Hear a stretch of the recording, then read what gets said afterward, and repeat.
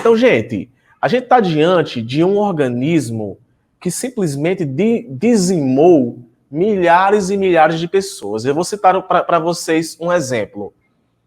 Patrick, quem mata mais? O terrorismo ou os vírus? Os vírus. Patrick, quem mata mais? Homicídios conjugais, sociais, esses que acontecem no dia a dia, ou vírus? Vírus. Patrick, quem mata mais? Acidentes de trânsito ou vírus? Vírus.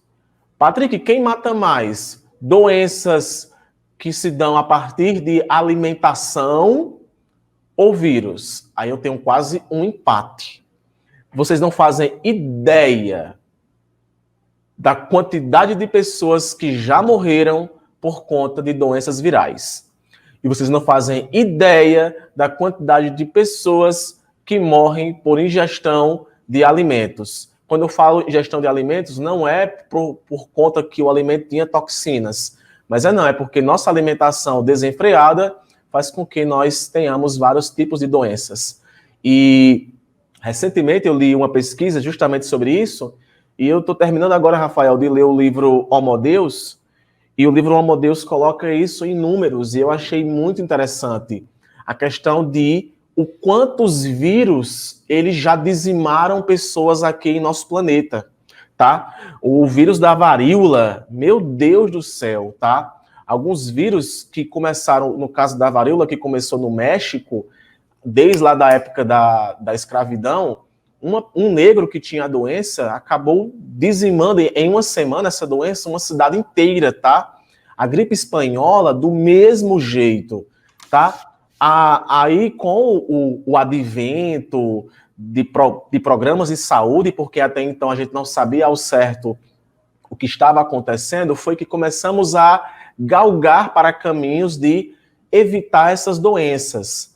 Mas a maioria aqui não é dos anos 90, eu sou dos anos 90, Rafael é dos anos 90, e nós presenciamos a epidemia de AIDS, que foi ali no final dos anos 80 para o início dos anos 90. Olha só, eu passei por essa época, tá? Uma doença que até então ninguém conhecia e que se passava através do sexo. E hoje em dia nós sabemos muita coisa, e hoje o vírus da AIDS é considerado um dos grandes fracassos da ciência, porque justamente ainda não se encontrou uma vacina para eliminar o HIV, tá? Porque existem diversos tipos e variedades de HIV. Então eu começo dando para vocês esse choque, para vocês terem dimensão, galera, do que está acontecendo atualmente, tá? O que está acontecendo atualmente é sério. A gente está diante de uma das maiores armas do nosso planeta, que inclusive, Inclusive, eu tenho que dar um dado importante para vocês. Antes, né, antes do ser humano estar na Terra, né, como nós conhecemos o Homo sapiens, a taxa de mutação era de 1 bit a cada 1 milhão de transformações, de multiplicação celulares, enfim. Hoje, a nossa taxa de mutação é de 1 bit para cada 100 transformações. Ou seja, só, os vírus eles se modificam tão rapidamente que a gente não consegue nem perceber. E olha só, espantando um pouco ainda mais vocês, tá? Eu não quero aqui assustá-los, mas eu quero que vocês entendam que eu quero aqui capacitar 25 pessoas que estão nessa live para não sair por aí falando groselha ou falácia, tá? Entender o que é o vírus, entender o que são as doenças virais, para não ficar se passando, tá? Ó, hoje, agora, dia 20/7, mais de 80 mil pessoas já morreram desse vírus que estamos passando. É porque é tão difícil falar disso, porque tudo aqui o YouTube pode ser que corte. Mas 80 mil pessoas já morreram em consequência desse vírus atual. E no Brasil já tem, hoje, agora, eu tô olhando aqui no Google, tá? O dado aqui é nessa hora aqui. 2 milhões, mais de 2 milhões de pessoas estão contaminadas aqui no Brasil, confirmadas, tá? E no mundo já já tem 14 milhões, mais de 14 milhões de casos confirmados, e mais de 608 mil pessoas já morreram dessa doença. Patrick, muitas pessoas já morreram assim antes, em epidemias anteriores? Dizer para você que não, eu vou estar mentindo. Já, e muito mais, e num intervalo de tempo muito menor. Então, tipo, 3 milhões de pessoas morreram, e naquela época nem tem esse fluxo de informação e contagem das pessoas como se tem hoje. Então, a gente tem uma estatística, não é, Rafael, de quantidades de mortes.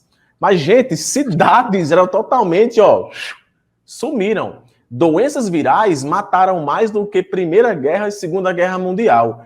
Para vocês terem ideia do quanto esse organismo é perigoso. Não é à toa que vírus significa... A gripe espanhola matou 50 milhões de pessoas. 50 milhões de pessoas. Minha gente, o Brasil tem o quê? Alguns artigos estimam que isso pode ter chegado a 200 milhões de pessoas. Porque, como você disse, né? Como a informação ela era estratificada, a gente só tinha a informação depois que acontecia, então esses números eles podem variar. Mas, contabilizados, são 50 milhões de pessoas. Ai, Patrick e Rafael já começaram a aula assustando a gente. É para assustar você mesmo, rapaz. Essa aula aqui não é uma aulinha qualquer, não. É uma aulinha que nós temos que sim dar opinião e saber que muitas doenças virais são doenças negligenciáveis, tá? E vírus ele não tá brincando, não. É veneno e vem para matar, tá? A gente vai estar também falando aí sobre acerca de imunidade. Então vamos aqui conhecer esse organismo rapidamente, tá? Os vírus, eles são acelulares, bem provável que vocês já saibam disso. Acelular, A vem de negação, celular vem de célula. Então, ele não tem células, são acelulares. Porém, eles possuem compostos orgânicos em sua composição. Então, vírus vão ter compostos orgânicos em sua composição, como proteínas, ácidos nucleicos e alguns vírus que nós chamamos de vírus envelopados, vão ter um envelope, uma camada a mais de lipídio, tá? Eles são submicroscópicos, só são observados em microscópio eletrônico. E olhe lá. E uma das principais características dos vírus é porque eles não têm metabolismo próprio.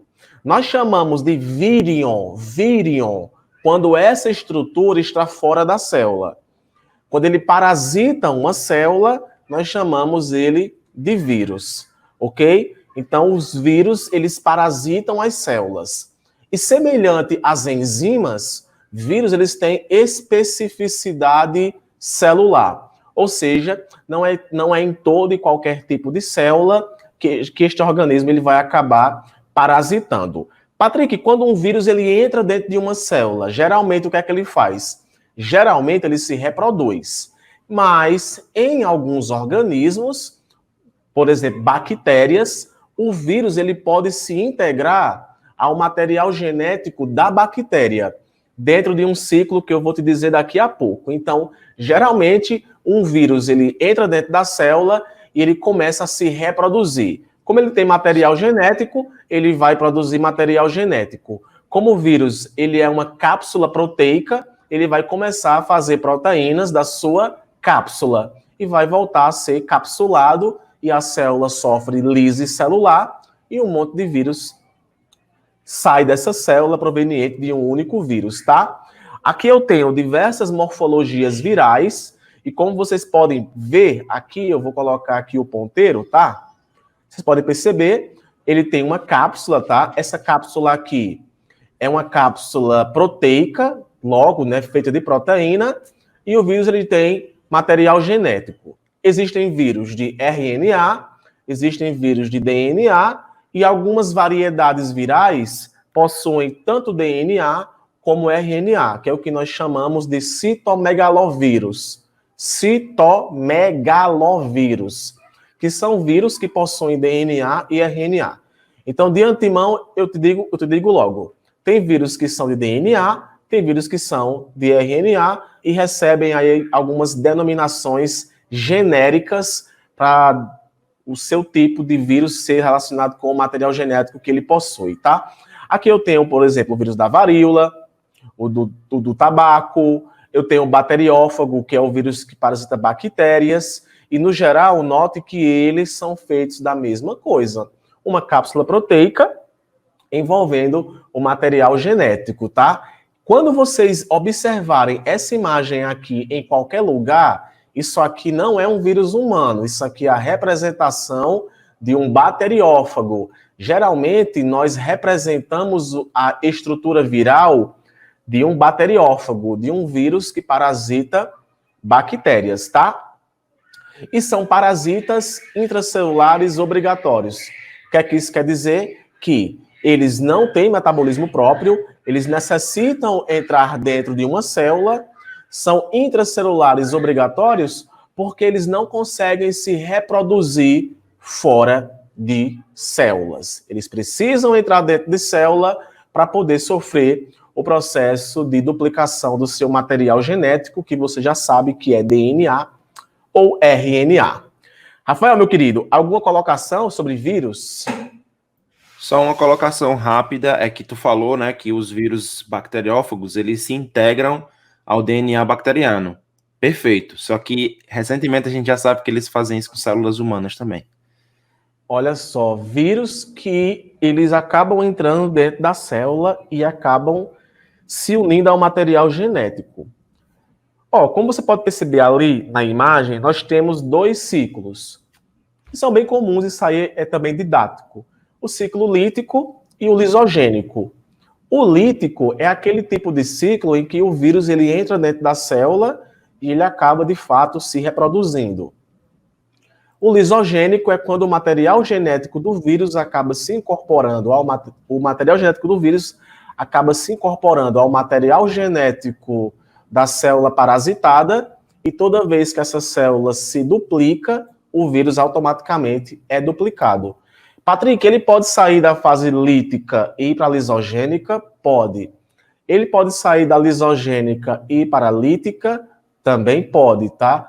Vai depender muito da variedade de vírus que a gente esteja falando, uma vez que tem diversos tipos de vírus, e como o Rafael acabou de ler aí esse dado, todos os dias são feitas, né, novas descobertas. O ciclo lítico, que é esse ciclo que possibilita a reprodução do vírus, ele tem algumas etapas, tá? A etapa de absorção é a etapa que o vírus ele reconhece a célula que ele vai parasitar. Em seguida, ele se liga a receptores que existem na membrana plasmática da célula que ele vai parasitar. Nós temos a entrada. Dependendo do tipo de vírus, o comportamento vai ser diferente e eu quero que vocês tenham bem discernimento para o que eu vou dizer a vocês, tá? Quando o vírus ele entra dentro de uma célula, se ele estiver no ciclo lítico, pronto para poder atuar no processo de replicação, o vírus ele automaticamente neutraliza a célula. Ele comanda todo o metabolismo da célula. Como ele está roubando o metabolismo, ele vai roubar algumas coisas. Primeiro, ele vai roubar os aminoácidos que tem naquela célula para poder formar a sua cápsula proteica. E em seguida ele vai roubar também as enzimas que tem na célula para poder fazer o seu processo de replicação. Enzimas essas que vocês já sabem o nome delas, porque nós já citamos aqui como o DNA se replica. Então, quando ele entra, depende. Se for um vírus de DNA, esse vírus de DNA, ele pode fazer duas coisas. Ele pode ou sofrer... Não é que ele vai fazer ou um ou outro, ele faz as duas coisas.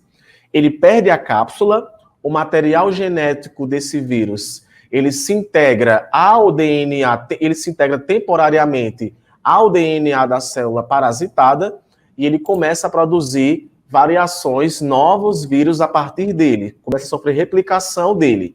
Ao mesmo tempo, ele também está fazendo moléculas de RNA viral. Esse RNA viral que ele está produzindo é o RNA que vai carregar a informação das proteínas da cápsula para poder formar a cápsula dele. Então, ele faz duas coisas. Ele se replica e ele faz proteína, tá? Olha que legal. Ele se replica e ele faz proteína. Os vírus que são de RNA, eles fazem uma coisa semelhante. Peraí, o vírus é de DNA. Então, o que é que vai acontecer? A mesma coisa. Os vírus de RNA, eles podem produzir novas moléculas de RNA dentro da célula e podem também produzir RNAs que irão servir para a produção de proteínas da cápsula. Nós temos na literatura de vírus 2 tipos de vírus que podem ser classificados como RNA de cadeia positiva e vírus de RNA de cadeia negativa. O que é que isso quer dizer? Os vírus de RNA de cadeia positiva, eles têm a capacidade de imediatamente produzir uma molécula de RNA e essa molécula de RNA acabar produzindo o material, a proteína. Então, o positivo, ele é o ciclo simples. Ele produz moléculas de RNA e essas moléculas de RNA produzem proteínas para ele. O de RNA negativo, e isso tem relação com o modelo rotacional do material genético, o vírus de RNA negativo, ele produz um fragmento de RNA positivo, e esse RNA positivo ele vai fazer o novo RNA negativo, como também vai fazer as proteínas. Patrick, para que tu está dizendo isso? Porque Rafael vai explicar agora para vocês uma coisa evolutiva inexplicável. Assim, até então, nós sabíamos que DNA produz RNA. Era isso que nós sabíamos. Entretanto, uma coisa, ela fugiu um pouco do dogma central da biologia. Quando apareceu, Rafael, não é? Foi descoberta a enzima chamada de enzima transcriptase reversa. Rafael, o que é que essa enzima faz, Rafael? Pronto, vamos lá. A primeira coisa é o seguinte, né? Que, como o Patrick falou aí, esse tipo de vírus que tem a transcriptase reversa, ele é um vírus de RNA, são vírus de RNA. Nem todo vírus de RNA é um retrovírus. O que significa dizer que um vírus é um retrovírus? É um vírus que possui a transcriptase reversa. O que é que ele é capaz de fazer? Ele tem como material genético o seu RNA. A partir desse RNA, ele produz um DNA. Esse DNA produz um novo RNA e esse RNA produz proteína. Aí você deve perguntar assim, tio Rafa, mas não era mais fácil, já que ele já tem RNA, ele ser um RNA de cadeia positiva e já produzir a proteína? Aí é que você se engana. Evolutivamente, os vírus de RNAs que já produzem proteínas diretamente, como é o caso do nosso velho conhecido SARS-CoV-2, ele é um vírus que apresenta uma característica de resposta imunológica muito boa. Então, rapidamente a célula consegue mecanismos de destruição desse vírus, o que não acontece no retrovírus humano. Por quê? Porque quem produz as proteínas do retrovírus humano é o próprio DNA da célula. Não é um DNA replicado do vírus. É um DNA induzido pelo vírus, feito pela célula. Então, a modificação acontece a nível celular real oficial. E aí é muito difícil de você conseguir identificar quais as proteínas defeituosas, quais as proteínas virais e quais as proteínas celulares que são produzidas. Ai, Patrick, Rafael, vocês estão dando uma visão pessimista de encontrar uma cura para esse vírus? Minha gente, o vírus da AIDS é um retrovírus. E ainda hoje não tem vacina para a AIDS. Porque justamente os retrovírus têm uma capacidade muito grande de variabilidade. Então, o vírus da AIDS, eu não sei, Rafael, por que é tão difícil ainda encontrar. Já se sabe diversas variedades que eles possuem. Quando chegar lá em imunologia, eu vou falar um pouquinho sobre isso. Beleza, vamos segurar o povo até a imunologia. Ok, gente. Então, vírus, literalmente, é isso que eu falei para vocês. É relativamente simples, tá? Simples mesmo. Antes da gente abordar as doenças, tá? Quem vai conversar agora sobre doenças, vamos explicar aqui para vocês uma coisa interessante só sobre vacinas, tá? Porque, afinal, antibiótico para vírus não dá certo. Mas vacina, sim. Rafael vai categorizar para a gente aonde é que a vacina está dentro do nosso papel imunológico. ela é o quê? Ela é ativa? Ela é passiva? Ela tem memória imunológica? Ela não tem memória imunológica? Rafael pode puxar para a gente aí, uma vez que ele é da área, então abusem, tá? Abusem que ele realmente sabe o que está falando. Rafael, explica para a gente aí, Rafael. Vacinas, mano. Vamos lá. Primeiro que você precisa entender é o seguinte, pessoal.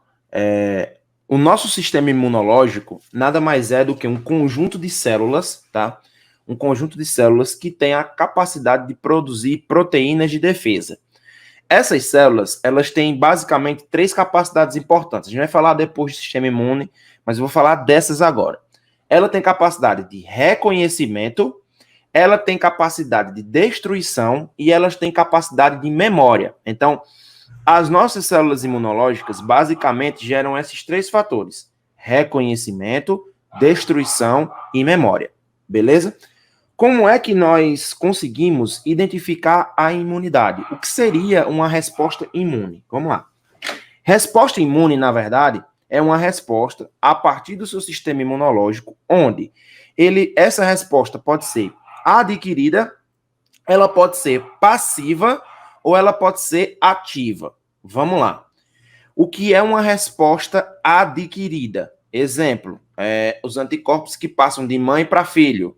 É uma imunidade adquirida. Você acaba tendo essa imunidade já transportada de mãe para filho. Tudo bem? Já pronta, já é uma imunidade pronta. Já são células de defesa que já têm capacidade de memória para aquele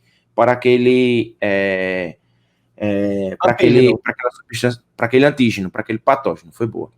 Já quando a gente fala de imunidade passiva, a imunidade passiva é aquela que você adquire artificialmente. Então, por exemplo, quando você vai tomar uma vacina contra um vírus, aquela vacina contém um subtipo viral que tem baixa patogenicidade. Peraí, Tiago, senão vai embaralhar a minha cabeça. Certo, calma. O que é que essa imunidade faz? Você ali está tomando um espécime viral em quantidades suficientes para estimular a sua imunidade ativa. O que seria isso? Você está tomando o vírus que tem baixa capacidade de ocasionar doença, beleza? Problemas mais graves. E esse vírus vai funcionar como um antígeno direto para estimular o seu sistema imune. E aí você vai adquirir uma imunidade ativa. O que seria essa imunidade ativa? É a imunidade que o seu organismo, a partir da exposição a determinado antígeno, forma em anticorpos. Eu vou falar para vocês depois sobre os testes que a gente realiza para identificação viral. Esses testes são baseados em duas imunoglobulinas ou 2 imunoanticorpos, que a gente conhece como IgG e IgM. Existem outros, existe o IgA, existe o IgE, tá bom? Mas a gente relata esses dois, IgG e IgM, que a gente vai falar deles posteriormente quando a gente descrever as doenças causadas por vírus. Qual é a grande característica da doença causada por vírus? A ativação do sistema imunológico. Qual é a grande dificuldade que se tem na AIDS, na síndrome da imunodeficiência adquirida? Lembra que eu falei para vocês, vou já falar, viu, Matheus? Lembra que eu falei para vocês que os vírus, eles têm tropismo, eles têm afinidade por determinadas células? Pois beleza, o vírus da AIDS, ele tem justamente afinidade pelas células de defesa. Beleza? Então, o problema é que o tropismo dele é destruir as células que gerariam sua defesa. Então, tudo isso vai sendo, a gente vai estudando de acordo com as doenças que a gente for falando. Olha só, galera, eu e Rafael, a gente se vacinou criança, tá? A gente tomou a vacina tríplice viral, dentre as que tomou várias, né? A tríplice viral, que é contra sarampo, cachumba e rubéola. Exatamente. Aí nós temos a tetraviral agora, que já incluiu a catapora, e eu já nem sei mais a poliviral. Eu nem sei mais que vacina tem hoje, porque já com o advento da ciência, uma vacina hoje já previne contra diversas doenças. E Penta, detalhe, agora é a penta, tá? A penta, né? Pentavalente, né? Gente, eu nunca tive catapora e também nunca tive sarampo, porque justamente eu me vacinei quando eu era criança, né? Na verdade, você teve. Tive, mas meu corpo tinha memória imunológica. E essa memória imunológica, Rafael pode mencionar com mais detalhe, é porque meu corpo tinha anticorpos para aquele vírus. Então, o meu vírus acabou. Gente, olha, uma coisa que vocês têm que entender é, por exemplo, olha só, dengue, eu vou citar aqui o caso da dengue. Dengue tem cura? Não, assim, dengue tem tratamento? Não. Dengue tem cura? Não, dengue tem vacina? Também não. Quando você está com dengue, você toma alguma medicação para matar o vírus? Também não. E quem é que vai matar o vírus da dengue? O seu corpo. O seu corpo, ele mata o vírus da dengue. Então você passa... Ó, recentemente, Andresa, que está aqui com a gente, Andresa teve dengue. E assim, é tão conhecido já a dengue, tão conhecido, que até a quantidade de dias, não é, Rafael? É Exatamente. exato. A menina, quando reconheceu que estava com dengue, exatamente apareceu os sintomas, os sinais, e o corpo dela, por si só, reagiu ao vírus. Patrick, Exato. então ela tá imune à dengue? Não, ela está imune àquela variedade específica de dengue que acabou deixando ela doente. Pode acontecer de outro mosquito picar ela e ela ficar doente? Pode. Pode acontecer dela não ficar doente? Pode também. Então, o corpo dela é, agora, resistente a uma variedade desse vírus. E por falar em zika, dengue, chikungunya e febre amarela, é o que nós chamamos de arboviroses, que são doenças que são transmitidas a partir de artrópodes. Por isso que o nome vem de artrópodes, arboviroses. Aí eu tenho a zika, a dengue, a chikungunya e a febre amarela. Gente, e eu também eu coloquei a AIDS embaixo, eu vou comentar já sobre ela, mas o meu amigo Rafael, eu acho que ele estava ali no final da graduação dele, eu me lembro, a gente tava dando aulas em cursinhos pra caramba, e teve aqui no Brasil o surto de chikungunya, e não, foi de zika, primeiro foi Rafael, ou foi chikungunya? Zika, depois chikungunya. Ou seja, a gente passou por essas duas epidemias. Rafael, e como foi, Rafael? Me conta aí, cara. Bom, a Zika e a chikungunya são irmãs, né? São irmãs muito próximas mesmo, assim, e a dengue também. Mas, assim, o que é que você precisa entender? Que todas as doenças virais, elas têm um padrão patológico, tá? E eu já coloquei minha tela aqui que eu vou mostrar para vocês como é que funciona a defesa do organismo, tá bom? Que engloba justamente essas 3 perguntas aí que o pessoal já fez. O que acontece? De maneira geral, é preciso que você entenda que toda doença viral ocasiona febre, toda doença viral ocasiona dor de cabeça, toda doença viral ocasiona dor no corpo, toda doença viral, claro que, por exemplo, chikungunya gera uma dor na articulação mais intensa do que a zika. Mas por que eu estou dizendo isso? Porque todas as sintomatologias que você sente não são por conta do vírus, não é o vírus que produz isso, é o seu sistema imunológico trabalhando contra aquele vírus. Então, por exemplo, no caso da SARS-CoV-2, né, que todo mundo aí já sabe o que é, a manifestação pulmonar grave que está acontecendo hoje, que é todo o comprometimento do pulmão, não é por causa do vírus em si, não é o vírus que vai lá e faz isso, não. É o seu sistema imunológico tentando debelar, ou seja, destruir o vírus. Ele produz uma resposta imunológica muito intensa, e essa resposta imunológica muito intensa gera os problemas que você acaba tendo. Eu desenhei para vocês aqui, só para a gente mostrar como funciona, tomara que dessa vez não trave, tá? Como é que funciona a questão da nossa imunidade. Presta atenção aqui no meu desenho, beleza? Na nossa imunidade. Vou desenhar aqui para vocês, ó, essa região aqui é a superfície da célula. Superfície da célula. Beleza? Aqui existem 3 linfócitos que eu vou desenhar para vocês. Vou desenhar aqui um linfócito, que ele é chamado de linfócito B. Linfócito B. Vou desenhar aqui esse outro linfócito, que ele é chamado de linfócito T. E aqui esse linfócito T tem duas variantes.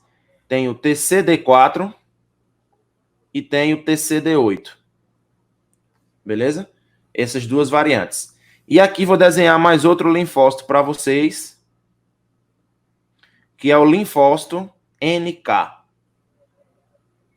Linfócito NK. E aqui, por último, não menos importante, vou desenhar aqui o vírus. Então tá aqui o vírus. Beleza? Esse cara aqui é o vírus. Beleza? O vírus, meus amores, entrou no seu corpo. Beleza? Ele entrou no seu corpo. O que é que vai acontecer assim que ele entra no seu corpo? Imediatamente, quando ele entra no seu corpo, esse linfócito, chamado de linfócito NK, por que ele é NK, tio Rafas? Porque o nome é Natural Killer, beleza? Killer. A gente chama ele de imunidade imediata, ou de resposta imune imediata. Ele vai tentar destruir o vírus, beleza? Só que muitas vezes o vírus ele é esperto. Por que ele é esperto, tio Rafas? Ele vem e entra na célula. Não deu tempo do linfócito NK destruir esse vírus, porque o linfócito NK ele é inespecífico. Ele destrói tudo que ele imaginar. Quando o vírus entra na célula, tá aqui o vírus na célula. Nenhum desses linfócitos aqui em cima conseguem reconhecer a célula aqui dentro. Porque o vírus não está dentro, como é que eu vou saber qual é o vírus que está lá dentro? Então, o que acontece? Quando esse vírus se integra ao DNA celular, ele gera um dano, esse DNA celular produz uma proteína, preste atenção nisso, isso aqui é importante, tá? Responde muitas perguntas de vocês.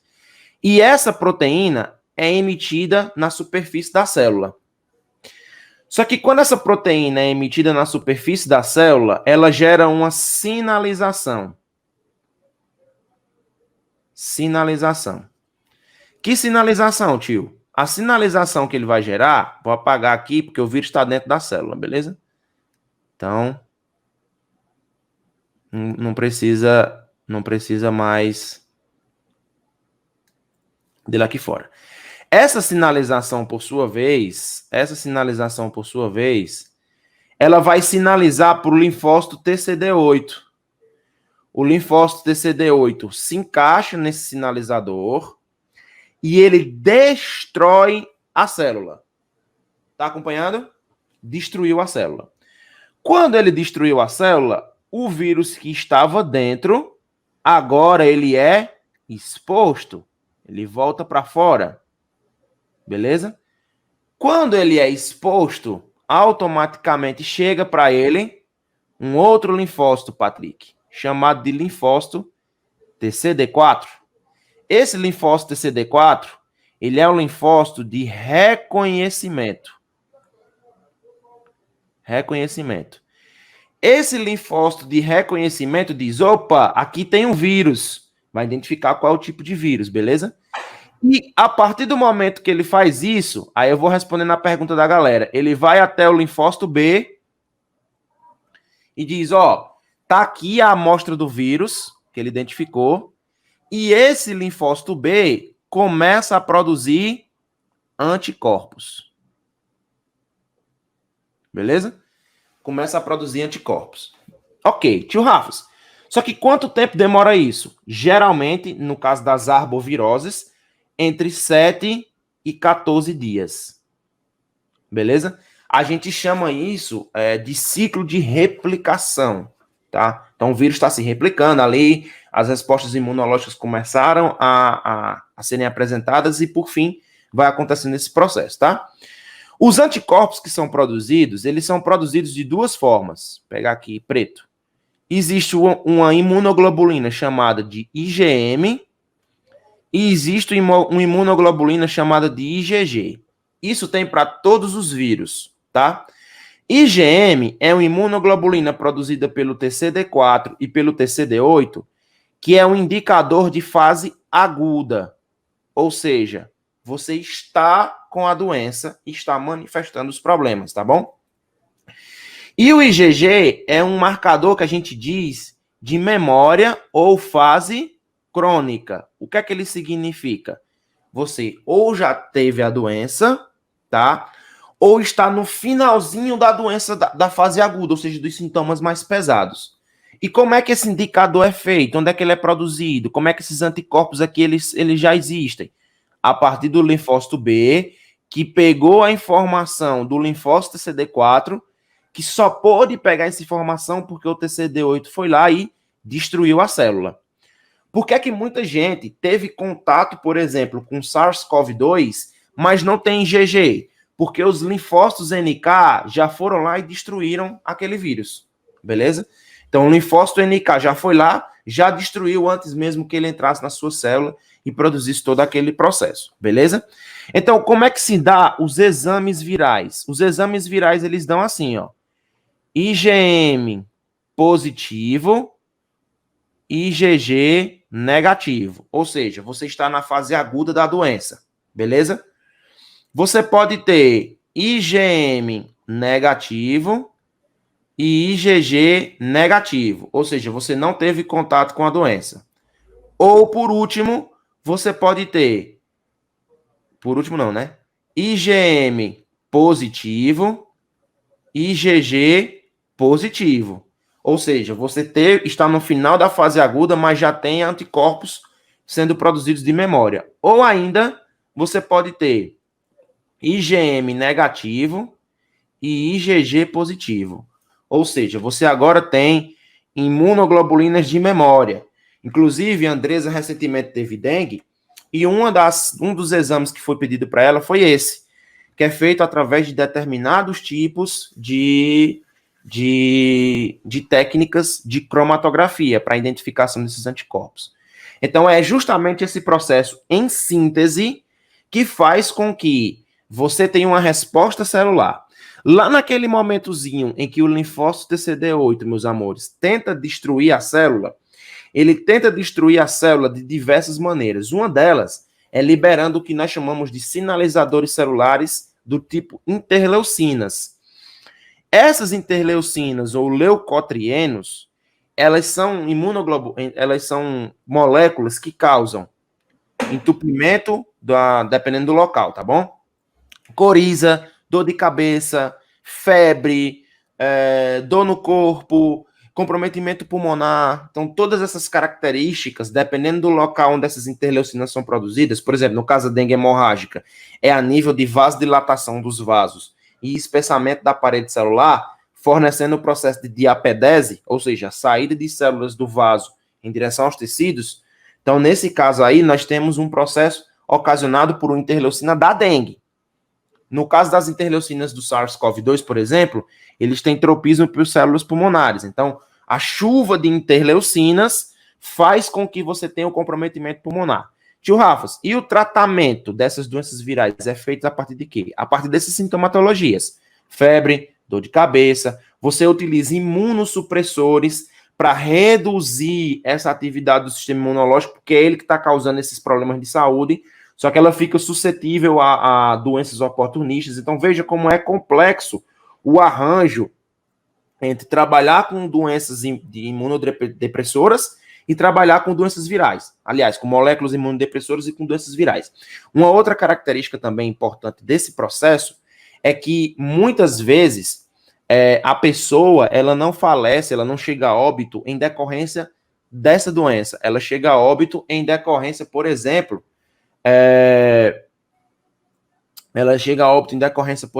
de... Como é que se diz, Patrick?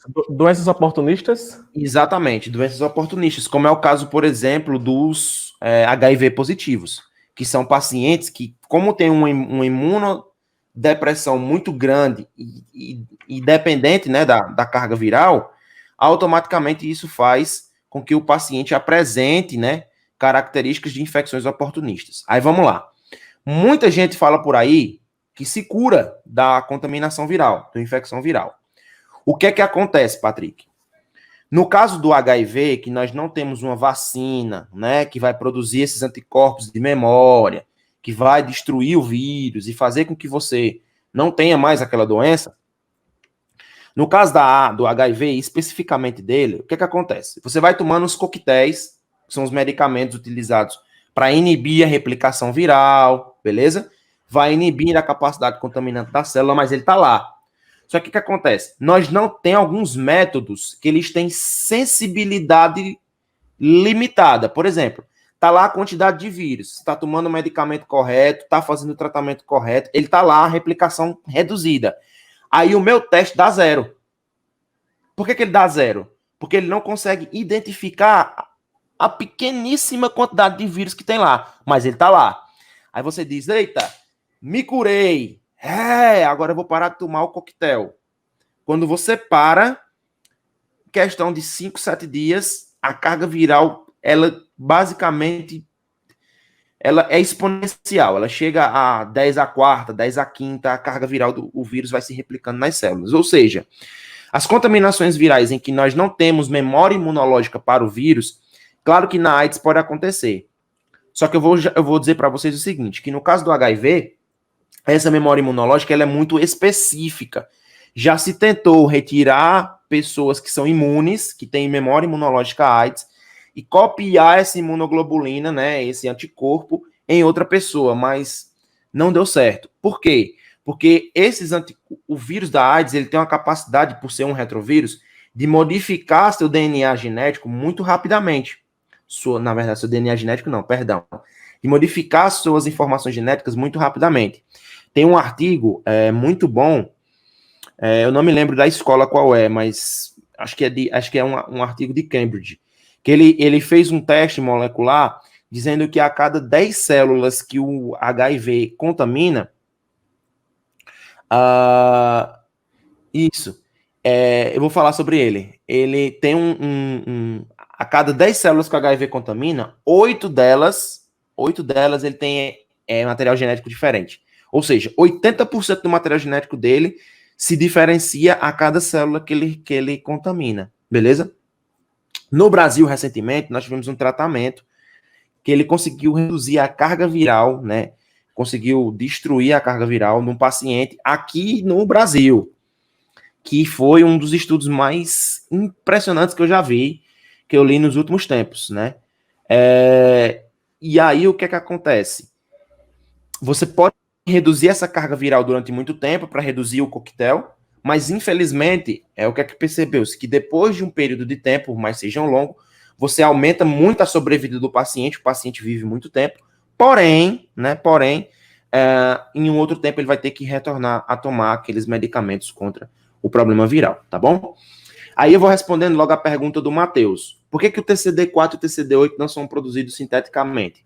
É uma excelente pergunta, Matheus. Porque simplesmente esses linfócitos, tanto o TCD4 quanto o TCD8, eles exercem características específicas virais. Eles reconhecem o que nós chamamos de epítopos.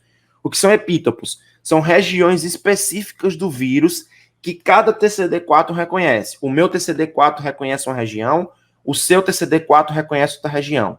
Beleza? E aí não dá para você pegar um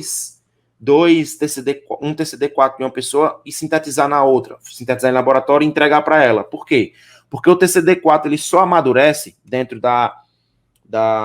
não é embriogênese, mas dentro da gênese dele, ele só amadurece quando ele reconhece um vírus. Quando ele não reconhece, ele continua como um linfócito inativado. E já o TCD8, ele é citotóxico pelo fato de ter essas atividades. Tanto de atividades de lise celular para exposição viral, quanto de atividades de lise celular por apoptose extrínseca. Depois dessa explicação assim tão detalhada, né? Então, para qualquer vírus que a gente for ver aqui agora, gente, o mecanismo ele é o mesmo, tá? O mecanismo ele é o mesmo. Entretanto, porém, sobretudo, saber como uma doença se manifesta não é o suficiente para evitar a doença. Então, a gente também tem que mencionar aqui profilaxias. O que seria uma profilaxia? Seria medidas de prevenção daquela doença. Então, veja só, Zika, dengue, chikungunya e a febre amarela, elas são doenças que podem ser transmitidas pelo Aedes aegypti. A febre amarela, além do Aedes aegypti, ela pode também ser transmitida pelo mosquito hemagogos, mas são mosquitos E não é porque transmite zika, dengue, chikungunya e febre amarela que não pode deixar água parada. Não, é porque mosquitos artrópodes daquela espécie, essa espécie de muriçoca, possuem desenvolvimento indireto. E mosquito que tem desenvolvimento indireto, insetos que têm desenvolvimento indireto, não são todos que têm, eles têm uma fase larval. E essa fase larval fica na água. Então, quando a gente fala aqui, por que é que não pode deixar água parada? Não, mano, água parada não é que não vai nascer dengue, não. Se você não quiser muriçoca em sua casa, não deixe água parada, porque essas águas paradas, elas são depósitos de ovos de mosquitos. Então, eu fico indignado com as pessoas acharem que é só o mosquito da dengue que vai usar a água. Não. Diversos outros artrópodes vão usar essa água parada para poder depositar os seus ovos. Então, o que é que se orienta? Se orienta para as pessoas não deixarem água parada, porque evitam essas doenças. Entretanto, existem momentos em que a dengue ela é mais comum em algumas regiões. Aqui no Ceará, ela é endêmica, eu não sei como ela é aí na sua região, mas aqui no Ceará ela é bem comum em algumas estações do ano aqui no Ceará. Nós não temos estação do ano aqui no Ceará, mas quando o verão chega, que acontece as chuvas, o mosquito ele acaba aí utilizando essa água para poder se reproduzir. E assim, sobre o Aedes aegypti em si, tem diversas curiosidades sobre esse mosquito. Uma, por exemplo, é que o mosquito ele não voa mais do que 5 metros. Então, ele é um mosquito que voa em uma altura específica. Uma outra coisa interessante sobre ele é que, no caso, para quem não sabe, é a fêmea quem pica. A fêmea ela é hematófaga, ou seja, ela tem que beber o sangue de alguns animais para poder esse sangue atuar na nutrição dos seus filhotes. E é um mosquito, galera, que não vive muito tempo não, tá? É um mosquito que não vive muito tempo. Agora, eu vou contar para vocês uma coisa interessante. Posso, Rafael? Pode. A malária, que não é uma doença viral, olha para mim, tu tá mexendo no celular. Essas informações que eu tô dando para Rafael, não é qualquer professor que dá para vocês, não. Aqui não é aula de cursinho, aqui não é aula de graduação, não. Aqui é uma capacitação para vocês. Então, prestem atenção. Olha só, na malária, que é uma doença de protozoário, quando uma pessoa está com esse protozoário em seu corpo, quando o mosquito vem e pica, ele pega o protozoário e pica outra pessoa e transmite o protozoário de uma pessoa para outra. O mosquito consegue fazer isso. A mesma coisa não acontece com o mosquito da dengue. Ele não pega de um e passa para outra pessoa, não. A fêmea, ela já passa os vírus para seus filhotes. E isso é bem interessante, porque se isso não acontecesse, imagina a quantidade de pessoas que iriam estar com dengue ou com essas outras doenças, tá? Então, o ideal é, de fato, você manter essas profilaxias que eu mencionei, tá? Com relação ao vírus da AIDS, só para colocar aqui uma coisa, Rafael já falou acerca da baixa da imunidade e dos coquetéis. Para quem não sabe, Cazuza, Freddie Mercury, quem mais teve? Renato Russo, todas essas pessoas tiveram o vírus HIV e algumas delas até morreram, tá? Então, olha só, doenças associadas ao sistema respiratório. Nós temos os tipos de influenza, que são vírus envelopados de moléculas de RNA. Rafael, quando alguém afirma assim, todos os anos você fica gripado e é um vírus diferente, o que essas pessoas querem dizer?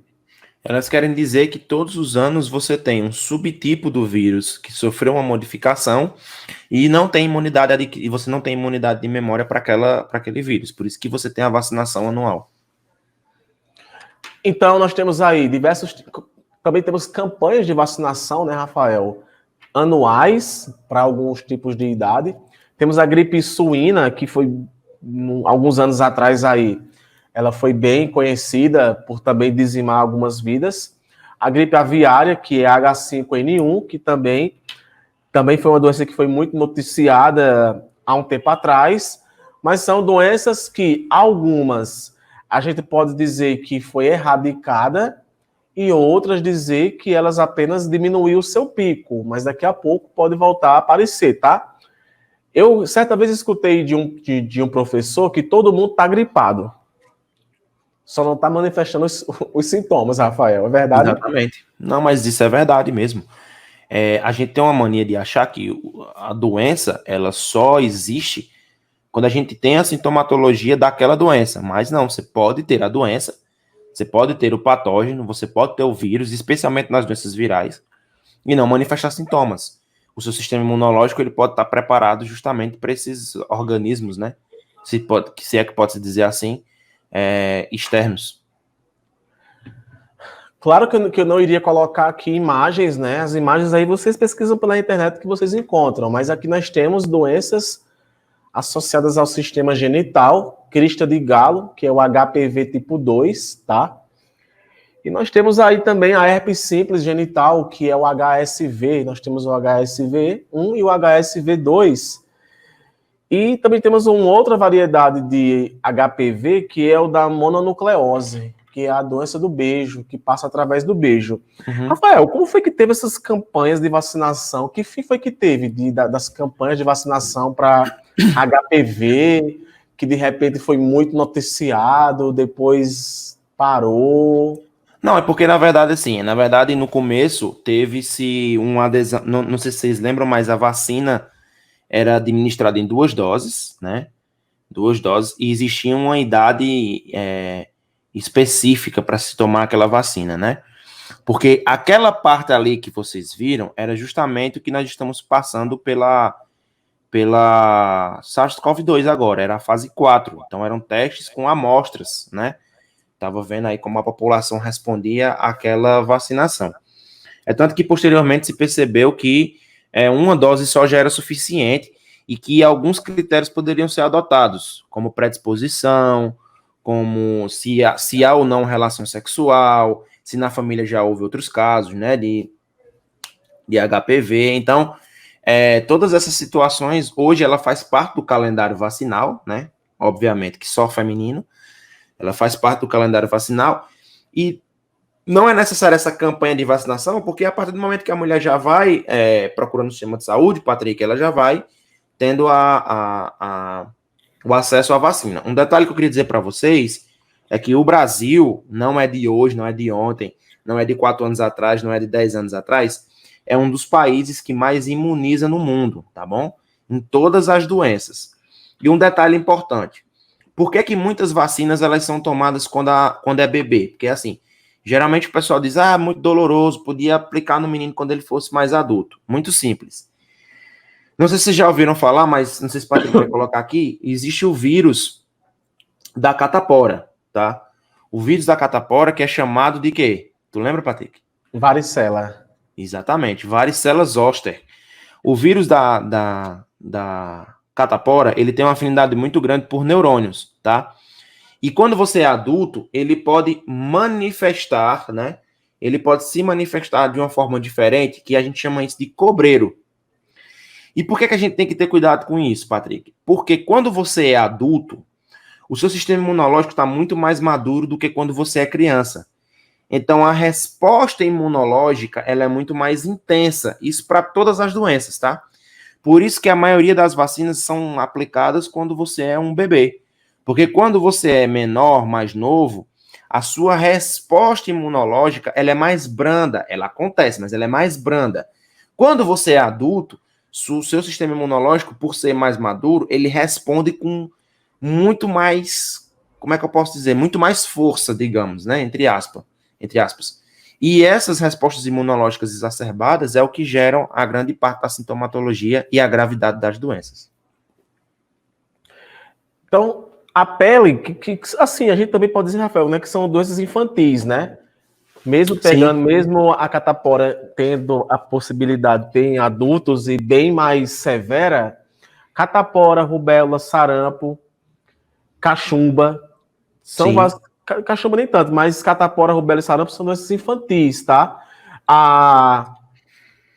O surto que nós tivemos de sarampo há uns anos atrás, que acho que vocês ouviram comentar, foram por conta das campanhas de antivacinação, que começaram nos Estados Unidos. Um grupo de pais associaram a questão de tomar vacina a criança desenvolver autismo e acabaram por não vacinar suas crianças, uma vez que não tem uma certa obrigatoriedade ou uma legislação que você vai pagar uma pena por não vacinar seus filhos. Eu creio que isso com o tempo possa acontecer aqui no Brasil, mas ainda não existe isso. Então, tem o controle de quem se vacina e de quem não se vacina, mas de repente uma criança pode estar não vacinada em uma escola. Então, tu já pensou, né? É uma doença que passa por gotícula de saliva em uma escola. Então, rapidamente, todas as crianças que vão estar ali podem pegar essa doença caso não estejam vacinadas. E mesmo se estiverem, até podem ter a doença e ter algum tipo de sinal. Mas, Rafael, da onde foi que partiu essa gênese de vacina e autismo? Eu sempre quis saber. Quem foi que disse? Tu sabe quem foi que disse isso pela primeira vez? Aconteceu algum estudo? Observação, né? Então, começaram a se observar, né, que crianças que recebiam determinada vacina em determinado momento desenvolviam o autismo. Só que o autismo, gente, ela é uma doença diagnosticada através de processos psicomotores, psicossociais. Ela não é uma doença diagnosticada por um exame. Ela precisa de um olho clínico, assim como várias outras doenças, tá? Distúrbios, melhor dizendo. E no caso do autismo, teve essa associação. Muitas vezes isso aconteceu por um único caso, ou até mais, 2 ou 3 casos, e isso sempre esteve acontecendo, tá? Isso sempre esteve acontecendo. A gente tem uma mania de achar que tudo é 100%, né? Que não gera problema. E gera, claro que gera problema.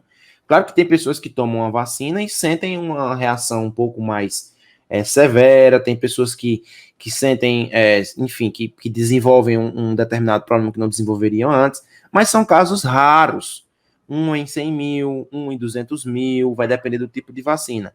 Mas, infelizmente, a gente sabe como é que está funcionando hoje, né, a divulgação de notícias, inclusive no canal Biolodúvidas nós temos um vídeo, uma entrevista que nós fizemos muito boa falando sobre essa questão de informação científica, né, onde é que a gente busca essa informação e tudo mais, e a gente sabe muito bem que, como se popularizou muito, né, e principalmente nesses últimos tempos em que a internet tomou um patamar que nunca havia tomado antes, as pessoas acabam acreditando em tudo que elas veem na rede. Olha, minha gente, tem uma cidade aqui, vizinho a minha, chamada cidade de Barbalha. Em 2013, um soninho é aqueles macaquinhos, eu vou chamar de macaquinho aqui, que fica nas árvores. Não é tão comum ver esse tipo de animal aqui na minha região, tá? Mas, hora ou outra, por conta de algumas matas que tem aqui, a gente consegue enxergar esses animais, inclusive andando em alguns postes e algumas coisas. Então, em uma comunidade rural desta cidade, eu vou citar 2 casos para vocês entenderem como é que o animal manifesta raiva. Olha o nome, raiva. Rafael, quando alguém está com raiva, alguém está dormindo ou está atordoado? Tá atordoado. Então, às vezes, você vê aquele cachorro lá deitado no chão. Não mexe não, vai que ele tem raiva. Não, gente, um animal com raiva, a raiva também é fatal para esse animal. Então, ele tá louco, tá com hidrofobia, tá se batendo e tudo mais. Então, essa criança, eu vou chamar aqui, esse pré-adolescente, ele teve, infelizmente, ele ia por uma rua e esse animal estava na árvore, e ele não viu. E esse animal pulou em cima dele. No que pulou, mordeu. Mordeu a perna dele. Agora foi uma mordida muito superficial, mas foi o suficiente para a saliva do animal acabar, os dentes pontiagudos, acabar ferindo a epiderme dessa criança, desse pré-adolescente, e a gotícula de saliva entrou dentro do corpo dele. A consequência é que ele morreu poucas horas depois de raiva. Foi um caso aqui nessa região que não é tão comum alguém morrer de raiva. Mas ele morreu em um hospital aqui da minha região. Então, quando o animal está com raiva, ele tem manifestações. Certa vez também, Rafael, eu compartilho isso com vocês, que certa vez o dono do cachorro vinha com o cachorro, era um cachorro, não lembro qual era, se era um pastor alemão, eu vou chamar aquele pastor alemão, mas era um cachorro grande, era numa antiga rua que eu morava. E ele vinha com o cachorro andando de boa. E as ruas aqui da minha cidade, há um tempo atrás, não tinham asfalto, ficava todo mundo sentado nas calçadas. O cachorro parou. O cachorro parou, paralisou. E ele puxou, tentando puxar o cachorro. E eu me lembro como se fosse hoje, porque eu estava na porta da rua. Estava na porta da minha casa. E de uma hora para outra o cachorro enlouqueceu. Enlouqueceu a um ponto de ficar se batendo no chão, latindo, e todo mundo correu para dentro de casa. E o cachorro acabou entrando dentro da casa de uma pessoa. E latindo bem forte, e a pessoa acabou... O cachorro entrou e a pessoa acabou vendo que o cachorro estava entrando, se escondeu no quarto. Quando o cachorro entrou dentro do quintal, fechou a porta. E o cachorro estava com raiva. A consequência disso foi que chamaram a polícia, o bombeiro, e não tinha mais solução. Sacrificar o animal e abateram o animal com tiros. Essa mesma manifestação, ela acontece em nós humanos, tá? É muito difícil encontrar alguém que acabou se contaminando com raiva, que acabou sobrevivendo. Não é à toa que ela é classificada como uma doença letal, fatal, tá? Rafael, conhece algum caso, Rafael, de farmácia, não, de raiva nessa região também, mano? Sim, e inclusive existe não é um medicamento, mas existe uma vacina, assim, que você toma. É vacina que se chama, tá, pessoal? Não é soro. É uma vacina que se toma quando você é mordido por um animal com raiva. Claro que depende muito do tempo de atendimento, né? Depende muito do tempo de atendimento, mas existe sim a possibilidade, existe um tratamento que se faz nesses casos para tentar debelar a contaminação. E aí vai depender muito do sistema imunológico também. Poliomielite, paralisia infantil, né? Também é uma doença rara, mas mesmo assim eu falo aqui dela, tá? Temos as doenças associadas ao sistema digestório, a cachumba, que inclusive acontece inflamação, um inchaço aí das glândulas salivares, das glândulas... Qual é, Rafael, mesmo o nome da glândula? Tem um nomezinho para saliva. Não, para parótidas. O inchaço das glândulas parótidas, e nos homens também pode acontecer um inchaço no testículo. E tem pessoa que diz que desce, né, Rafael? Não desce nada. Incha lá. Rafael, fala pra gente, Rafael, rapidinho, dos tipos de hepatite, mano, que é A, B, C, D, E. Bom, as hepatites, elas são caracterizadas por apresentar a principal sintomatologia, comprometimento do fígado, né?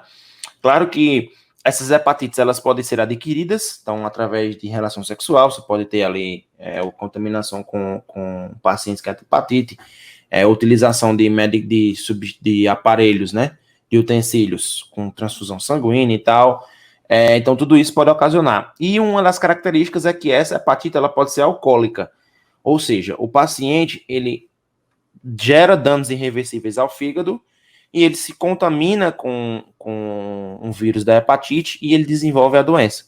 E aí, infelizmente, dificilmente a gente consegue tratar quando a gente já está num paciente desse tipo de condição. E também tem também duas hepatites aí que, por passar pelo sangue, elas podem também entrar dentro do grupo das doenças sexuais. Né, Rafael? Sim, Hepatite exatamente. C. Hepatite C. Exato.